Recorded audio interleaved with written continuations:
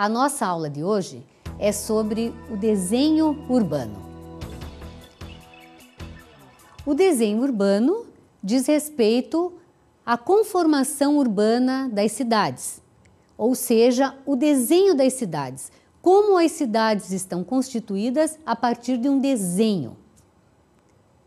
Vamos buscar aqui uma inspiração em Platão, que dizia que nas cidades haviam 3 tipos de indivíduos: os artesãos, os guardiões e os filósofos.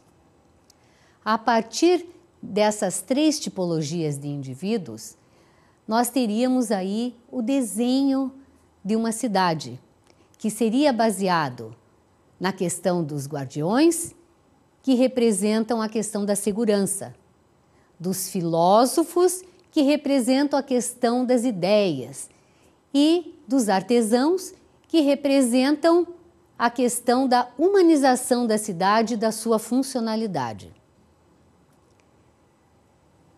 Um exemplo muito interessante que temos da questão do desenho da cidade foi feito em 1898 por Ebenezer Howard para as cidades inglesas.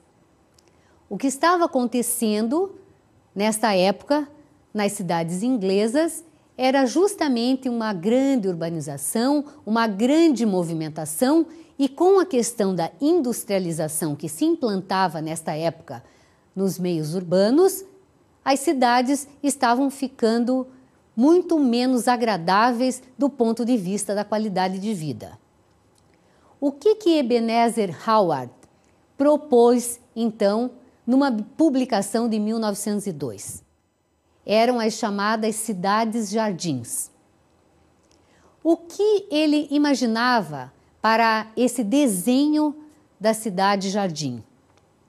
A cidade seria composta de uma área urbana bem adensada, mais adensada em determinadas cidades, e que possuiriam um cinturão verde, onde, após esse cinturão verde, estariam localizadas as indústrias.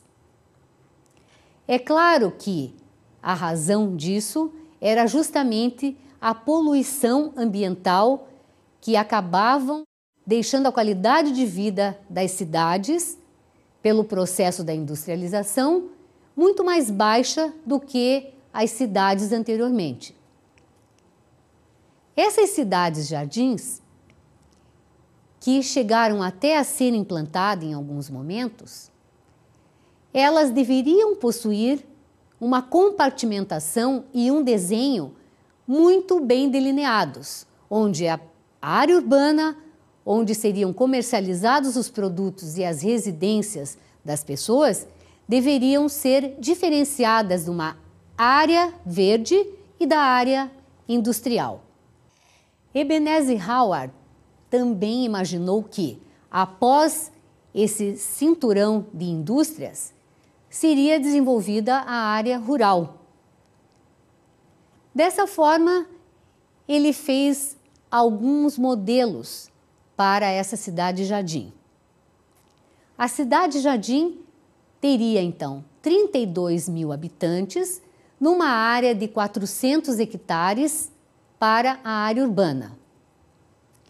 Teria, na área industrial, 2.000 hectares com 2.000 habitantes. Dessa forma, as cidades iriam se desenvolvendo em anéis, e a ligação entre elas formaria o grande entorno rural.